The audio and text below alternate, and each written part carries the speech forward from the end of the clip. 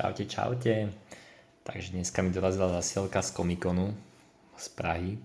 Tak pozdravujem Tomáša, ktorý mi zabezpečil túto krásnu promokartu z Koblíka. Drž groša. Strýko, drž groš. Takže za to som celkom rád. Dokonca si teda zahral aj Lorkanu, vyskúšal to, ako to funguje.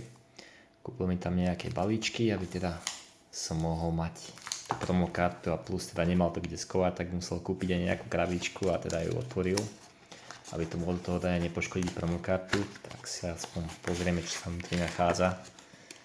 Nachádza sa tam teda jeden pečík z first chapteru. Potom tu máme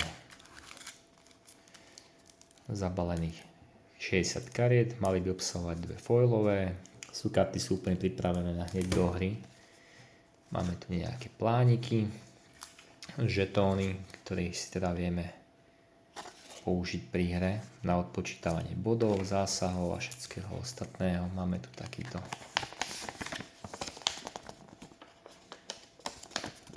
ešte by to asi tak asi nie. Smysl to ešte dá otvoriť, ale asi sa to už nedá viacej. Tak tu máme takýto malý plán, kto dosiahne teda 20 inkústov, tak vyhral lore. Plus tu máme nejaký takýto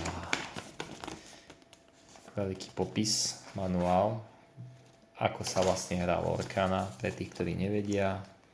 Niekoho až by to zaujímalo, tak ľudne môžeme vysvetliť, ukázať si to, čo aj online, ako sa to hrá. Je to celkom chytlavé, jednoduché. Treba k tomu trocha anglicky a človek sa to zvládne naučiť. Akorát čo som si všimol, že už v týchto reprintových verziách sú karty vo fólii. Mám ešte jeden presne taký istý, starší, ale to bol vlastne prvý print ešte. To som kúpoval, keď sa to tu ešte len veľmi ťažko dalo zohnať a netušil som, že ešte bude niekedy vychádzať reprint. Ale tu boli vlastne tie karty v takomto papierovom obale. Nepoužívate ešte foliový, ale boli tam normálne, že papierovom. Ako karta rozdiel žiaden nevidno. Možno troška na omak, ale to je také všetko.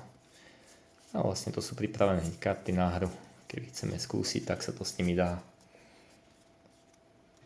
A každý si zostavuje potom vlastný balíček väčšinou a bojuje.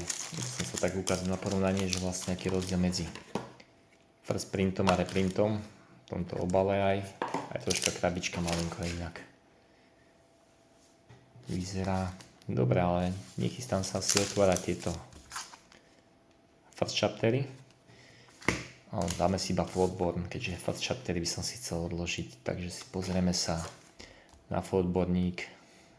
Takéhoto beasta mi Tomáš vybral, týmto aj teda pozdravujem ešte raz, no. Je to najväčší Barbosa z Čech, pirátsky. Dobre, tak sa poďme pozrieť na tohoto bístika, čo sa v ňom skrýva.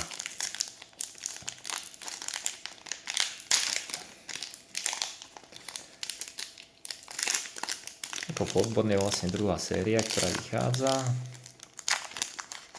First chapter bol oveľa úspešnejší, ale ten sa už nedá zohnať veľmi, takže sú balíčky veľmi vzácne. Tak prvú tu máme Enchantress Paucillate, to je vlastne item, ktorý sa používa v hre. Tu sú vlastne commony, všetky tieto s týmto symbolom sú označené ako common karty, čiže úplne bežné, obyčajné, ktorý máme vždycky balíčku najviac. A teda hrať sa môžu, každá dokáže robiť niečo úplne iné, všetko je tam napísané. Hercules, máme tu Last Stand, tu už máme Uncommon, Minnie Mouse, Lawrence, najprv Rarku, Bibidi, Bobidi, Ball. Za ním máme tiež iba rare Maurits Workshop, Belin otec. Máme Enchanted.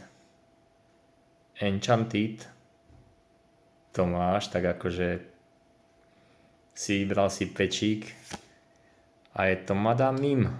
Super, teda.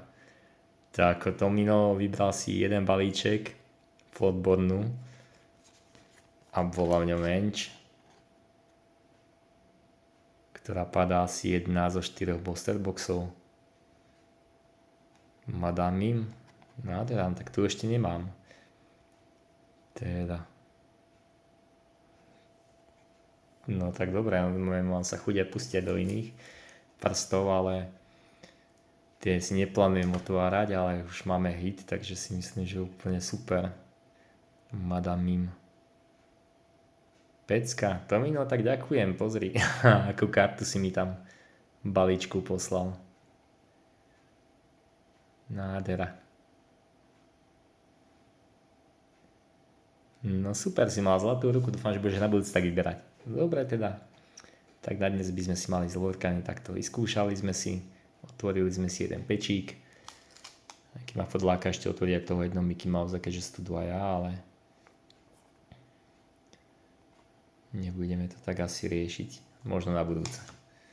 Tak teda zatiaľ. Čaute.